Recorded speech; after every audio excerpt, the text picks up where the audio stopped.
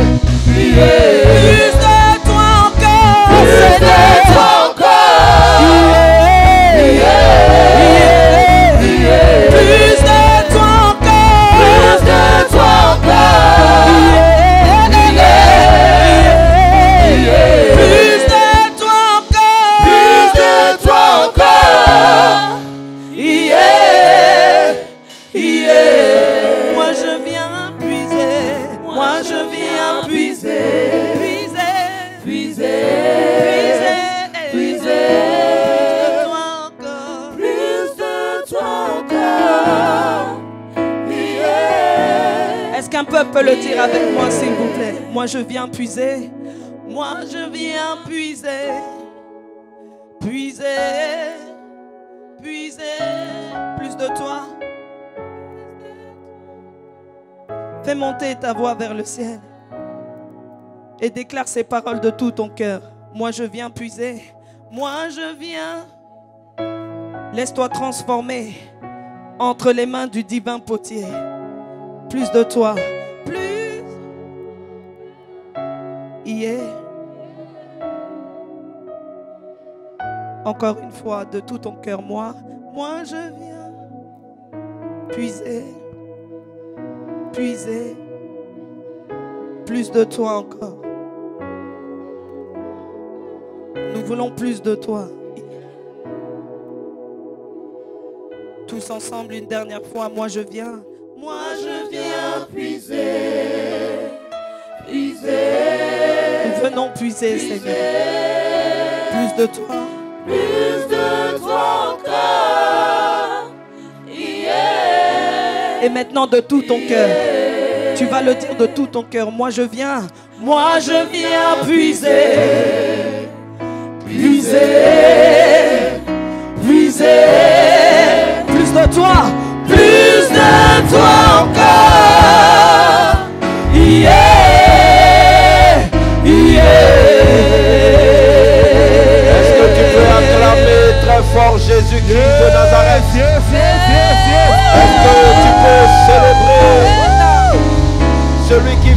éternellement. Est-ce que tu peux pousser les cris de joie pour glorifier celui qui a la première place? Il n'est plus à présenter, mais il est à honorer. Son nom est Jésus-Christ de Nazareth. La Bible dit qu'avec lui, le faible devient fort. Le fort devient riche. Yes.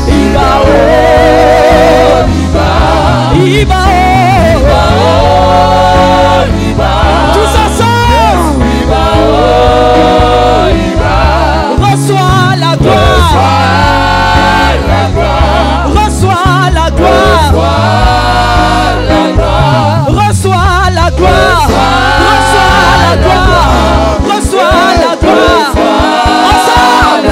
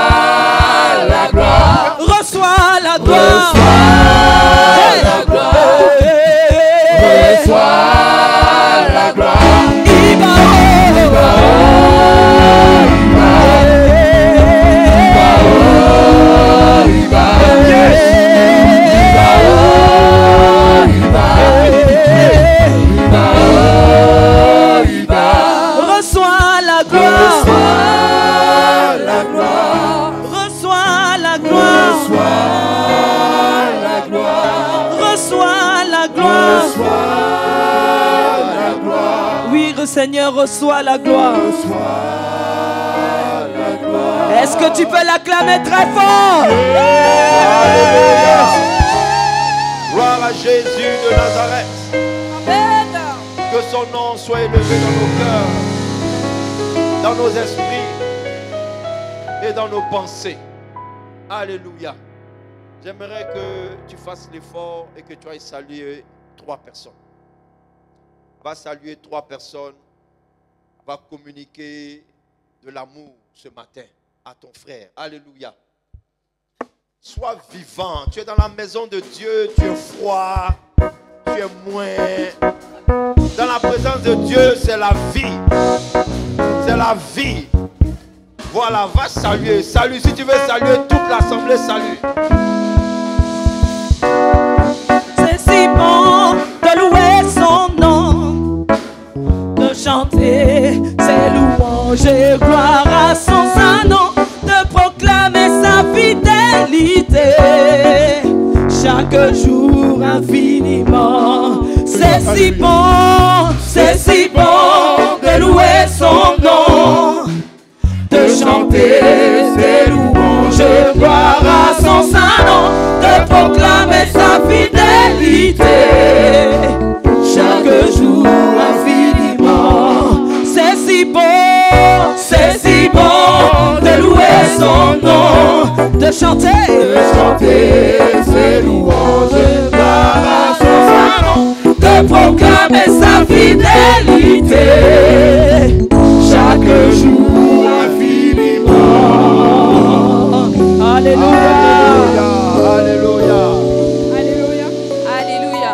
Gloire et louange à notre Seigneur Jésus-Christ. Amen. Amen. J'entends pas bien ton amen. J'ai dit amen. Amen. Amen. Alléluia. Amen. Est-ce qu'on peut également encourager le groupe musical? Pousse des cris de joie pour célébrer le groupe musical, pour les encourager. Alléluia.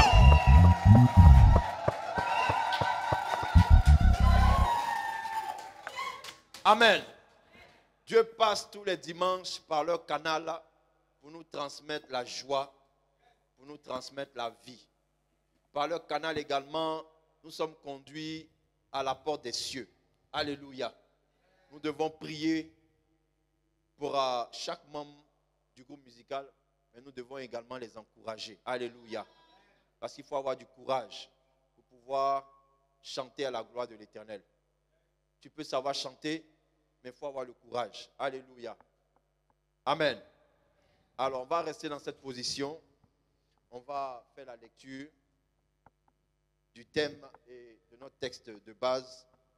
Et ensuite, nous pourrons nous asseoir pour écouter l'enseignement du jour. Amen. Alors, les yeux fixés vers les écrans, je vais compter jusqu'à 2 et on va lire ensemble le thème qui est affiché à l'écran. Alléluia. Je vais compter jusqu'à 2 et on va lire le thème qui est affiché à l'écran. C'est bon pour tout le monde? 1 et 2, on y va. L'esprit de rétrogradation. Une deuxième fois. L'esprit de rétrogradation. Une dernière fois. L'esprit de rétrogradation. 2 Timothée chapitre 4, verset 10. Amen. Je lis la parole du Seigneur. Amen. Car Démas m'a abandonné par amour pour le siècle présent et il est parti pour Thessalonique. Crescens est allé en Galatie, Tite en Dalmatie. Amen. On peut acclamer la parole de Dieu et s'asseoir tranquillement. Alléluia. Alors, nous sommes en train de combattre les esprits qui se lèvent, je dirais, à la porte de notre bénédiction. Dimanche dernier, nous avons lu Deutéronome chapitre 7, versets 1 à 2, où l'Éternel avait dit à son peuple que vous allez prendre possession du pays qu'on appelle Canaan. Lorsque vous allez arriver dans cette nation, vous allez rencontrer, cette, je dirais, peuple que vous devriez vaincre, pouvoir vous installer pleinement et bénéficier totalement de toutes les grâces et les promesses que je vous ai faites. Alléluia. Alors, ils sont cités en Deutéronome chapitre 7. Dimanche dernier, nous avons vu, je dirais, qu'est-ce que nous avons vu dimanche dernier? L'esprit de la peur, alléluia, qui est personnifié dans la parole du Seigneur comme les Hétiens, les descendants de Heth. Heth, qui est l'un des petits-fils de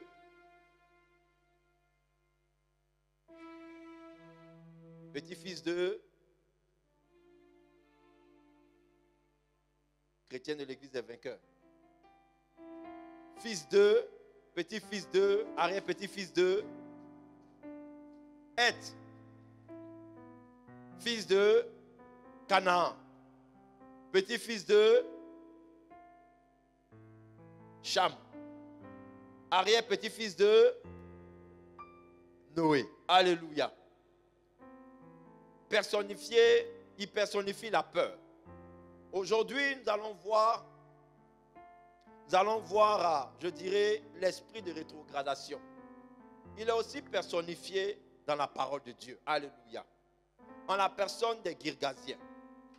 Le mot Girgasien signifie habitant d'un sol argileux ou celui qui retourne d'un pèlerinage. Ça veut dire quoi? Il s'agit d'un homme qui quitte chez lui avec le but d'arriver à un lieu donné pour adorer Dieu. Alléluia. Alléluia. Mais en cours de route, il fait demi-tour. Il n'arrive pas à destination. Il ne va pas jusqu'au bout et abandonne ainsi son objectif. Alléluia. L'esprit girgasien aujourd'hui, dans le siècle présent, est communément appelé l'esprit de rétrogradation. Il emmène plusieurs enfants de Dieu à ne pas aller jusqu'au bout. Alléluia. À ne pas, je dirais, garder la foi. Il s'interpose, je dirais, à la foi de beaucoup d'enfants de Dieu. C'est un esprit qui nous attaque par différents moyens et nous allons les examiner assez rapidement ce matin pour nous laisser le temps de prier. Alléluia. Première chose à savoir, comment l'esprit de rétrogradation, je dirais, s'infiltre dans la vie d'un enfant de Dieu. C'est important de le savoir. Pour pouvoir, je dirais, garder le cap. Parce que quand on parle de vie chrétienne, on parle d'une marche. C'est toute la vie. Alors pour, je dirais, garder le cap et entretenir sa foi, il est important également de savoir comment tes ennemis travaillent. Quelle stratégie mettre en place pour pouvoir te déstabiliser et te faire sortir de la foi. Alléluia. Première chose que l'enfant de Dieu doit savoir, c'est l'amour du monde. 2 Timothée chapitre 4 verset 10 que nous venons de lire nous informe que Démas, qui était l'un des compagnons de route de l'apôtre Paul, va l'abandonner. Il ne l'abandonne pas, je dirais, pour une autre vision. Il ne l'abandonne pas parce qu'il a un autre appel ou il a une autre direction à prendre. Mais il l'abandonne, vous voyez, à cause de quoi? À cause du siècle présent. Le siècle présent, ce sont les choses qu'on caractérise des choses du monde. Ça veut dire que l'amour du monde a été plus fort dans son cœur que le service de Dieu. Donc on peut déjà, premièrement, apprendre ici que ce n'est pas le fait d'être à côté d'un homme de Dieu ou d'un grand homme de Dieu ou d'être dans un tel ou une telle assemblée qui te garantit, vous voyez, de demeurer dans la foi. Amen. La vie chrétienne et la foi, c'est quelque chose d'intérieur. Donc lui, il était à côté de Paul. Qui d'entre nous ici est plus loin que Paul? Qui d'entre nous ici enseigne plus que Paul? Parce que Paul écrit la majeure partie, vous voyez, du Nouveau Testament. Mais la Bible dit que son compagnon de route a abandonné la foi à cause du siècle présent. Donc les enseignements de Paul n'ont pas pu, je dirais, le maintenir ou le garder dans la présence de Dieu. N'ont pas pu le maintenir, le garder, je dirais, dans la foi chrétienne. C'est parce qu'il avait un combat à l'intérieur de lui qui n'a pas mené. Alléluia. Le combat de la foi se mène à l'intérieur de nous-mêmes. Ce n'est ni un homme de Dieu, ce n'est ni ton frère ni ta soeur, je dirais, qui entreprendra ce combat pour toi. C'est à toi-même, bien-aimé, de veiller sur ta foi. Démas, je dirais, était un ouvrier du Seigneur. Il servait Dieu. Aujourd'hui, on pourrait prendre quel exemple? C'est comme si on vous disait, comment je peux dire ça? L'assistant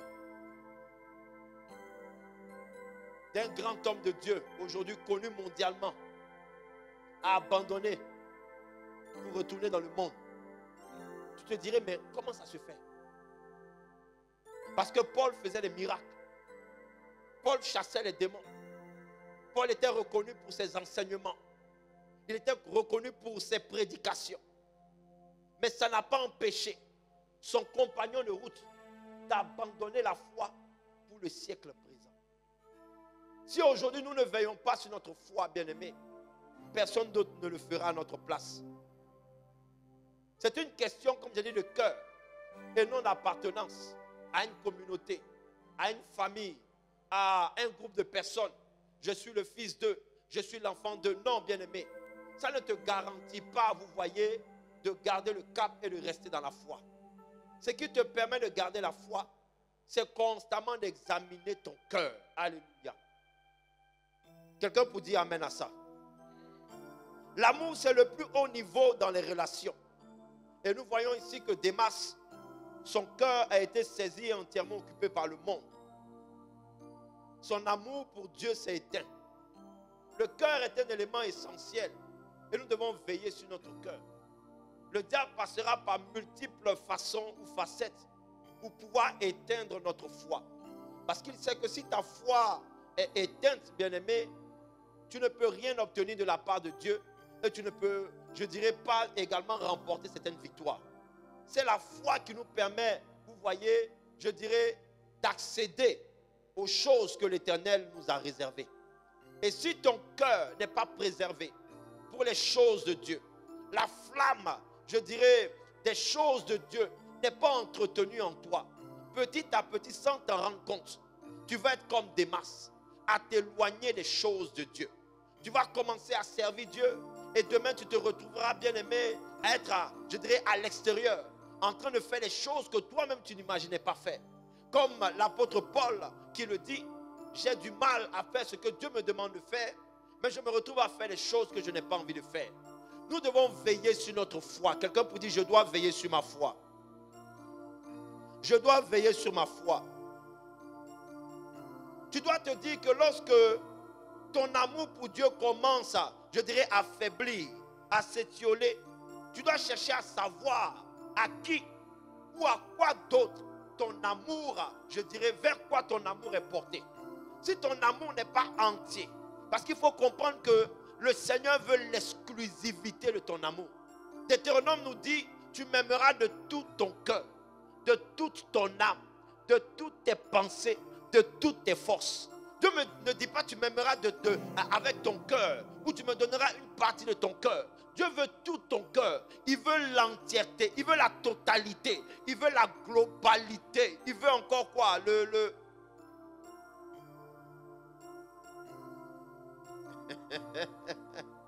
Alléluia. Il veut tout. Alléluia. Jésus veut tout.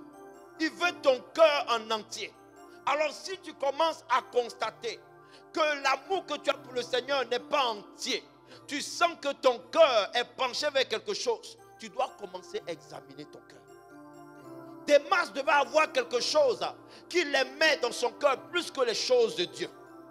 Démas devait avoir quelque chose dans son cœur qui faisait que, par exemple, il pouvait s'éloigner de la présence de Dieu, ne plus assister, je dirais, aux réunions de prière, ne plus se trouver dans la présence de Dieu. Quelque chose avait, je dirais, quelque chose partageait la place de Dieu dans son cœur.